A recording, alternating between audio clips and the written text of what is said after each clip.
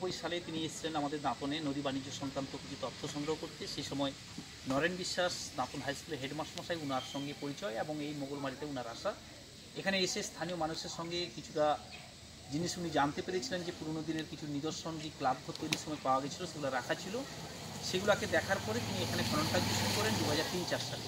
সেই থেকে 2012 সাল পর্যন্ত এটা কলকাতা বিশ্ববিদ্যালয়ে কাজ করে গেছে এবং সেই উৎখননের প্রাপ্ত জিনিস কলকাতার মিউজিয়ামে চলে গেছে। বাদ বাকি সময় এটা রাজ্য সরকার 13তে নেয়, 13 থেকে নেওয়ার পরে 16 পর্যন্ত তারা এখানে খনন কার্য চালিয়েছেন। সেই উৎখননের যে সমস্ত প্রত্নবস্তু তা রয়েছে বেহালা স্টেট মিউজিয়াম। এখানে জাস্ট আমরা সামান্য রেখেছি, যেটা বিশেষ করে কলকাতা বিশ্ববিদ্যালয় বা স্টেট গভর্নমেন্টে যেগুলো খুব প্রয়োজন ছিল না সেই জিনিসগুলোকে আমরা এখানে রাখতে পেরেছি। তো এটা আমাদের মূল প্রবেশপথ, তার প্রবেশপথে আমরা সিঁড়িও পেয়েছি। এই খনন কার্য যখন চলে তখন কিন্তু দেখানো হয়েছে পুরোটাই কিন্তু সিঁড়ি ছিল। একটা জায়গা কিছুটা সংরক্ষণ করে রাখা হয়েছে, যেটা এই গুপ্ত যুগের পরবর্তী যে পুনর্নির্মাণ হয়েছে তার প্রমাণ হিসাবে একটা সেটি খিলাপ রয়েছে। এবং এরকম সামনে দুটো স্তম্ভ ছিল যেখানে প্রত্যেকটা বিহারে তার আইডেন্টিটির জন্য ফ্ল্যাগ পোতা থাকতো। কুলুঙ্গিগুলা দুটো রয়েছে, এমনকি আমরা ওই দিকেও দেখতে পাচ্ছি কিছু মূর্তি রয়েছে সেখানটায়, যেগুলো চুনসুরকির মূর্তি। এখানে মূলত চুনসুরকির জিনিসগুলো বেশি, চুন, চিটেগুড়, খয়ের, ইটের গুঁড়ি, বালি সব দিয়ে তৈরি করেছিলাম। কারণ হচ্ছে এই দিকটা পর্যন্ত তখনও র্যাম্পটা তৈরি হয়নি, র্যাম্প আমরা পেয়েছিলেন, এটা পাওয়া গেছে। সিঁড়িটা তখন আমরা হয়নি, আমরা ছেড়ে দিলাম তখন সিঁড়িটাকে। এই পর্যন্ত খনন এটা হয়েছিল এবং এখানে একটা সেট করে দেওয়া হয়েছিল যাতে পর্যটকরা সারা বছর এসে দেখতে পায়, তাই একটা সেট করে দেওয়া হয়েছিল পঞ্চায়েত সমিতি থেকে। পরবর্তীতে এটা খনন কার্যে ওটাকে খুলে দেওয়া হয়। কিন্তু এই মনেস্ট্রি যেটা আমরা পেয়েছি, এটাকে যদি আমরা সেন্ট্রাল ধরি, পূর্ব দিকে 30 মিটার এবং পশ্চিম দিকে 30 মিটার, প্রায় 60 মিটার। নর্দার্ন সাইড, এই নর্দার্ন সাইডটা জেনারেলি আমাদের এন্ট্রেন্সগুলো নর্দার্ন সাইডে থাকে। বুদ্ধিস্ট যে কমপ্লেক্সগুলো অনেক সময় এই উত্তর দিকটা এইটার দিকে থাকে।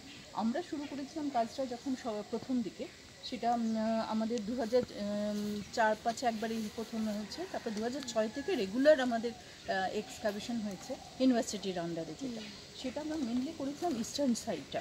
তো ইস্টার্ন সাইডটা একটা পাচ্ছি, মানে এটা কিন্তু ফর্টিফিকেশন আছে, মানে পুরো এই জায়গাটা আপনারা আসুন আস্তে আস্তে দেখুন। এইটা আমরা পরে শেষের দিকে করেছিলাম। এটা হচ্ছে নর্দার্ন সাইড। নর্দার্ন সাইডে যেহেতু মাউন্টের এমন একটা সুন্দর স্লোপ ছিল, যেটা দেখে আমাদের ডক্টর দত্ত বলেছিলেন যে ডেফিনেটলি এখানে একটা রয়েছে, র্যাম্প মতন রয়েছে।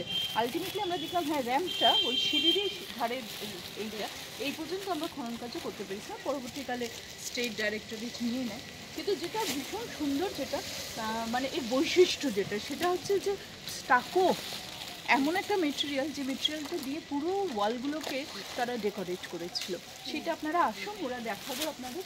কিছু হয়তো নেই, আমি জানি না, আমি আজকে পাওয়ার পয়েন্ট এনেছিলাম যে পুরোনো কিছু ছবি দেখাবো বলে, কিন্তু আছে ম্যাডাম, কিছু রয়েছে, আপনাদের সময়কারগুলোই রয়েছে, কারণ আপনারা যেগুলো দিয়েছিলেন সেগুলোই রয়েছে এখানে।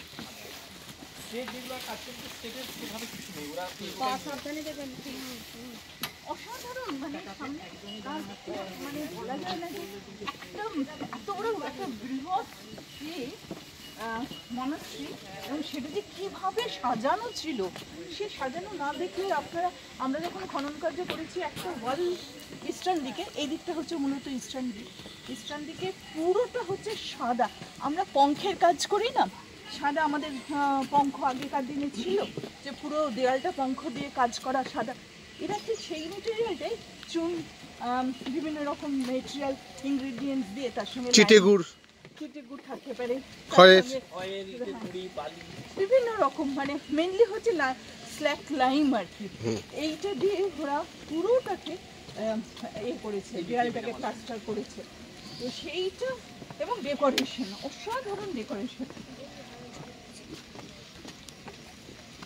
দেখে এখানে কিন্তু ভাঙা আছে, এই কয়েকটা একটু ম্যাডাম না ম্যাডাম, না ধরতে হবে না, কিন্তু আমাকে একটু ধরবো একটু।